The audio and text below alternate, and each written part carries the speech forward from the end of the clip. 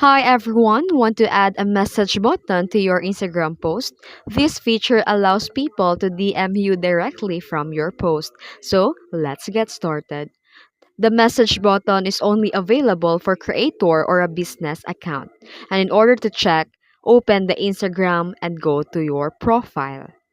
Tap the three horizontal lines, then select the settings and privacy. Scroll down and select the account type on tools and make sure that your account is a creator or a business. Then the next step is tap the plus icon in order to create a new post. Select a photo or a video and edit it as you like. On the post creation page, look for the option Add Message button. Tap on it and choose where you want to receive messages. Instagram DMs. Once selected, tap Done. Then click Share to post it. Now, there's a send message button will appear under your post. Followers can DM you instantly by tapping it. And that's it.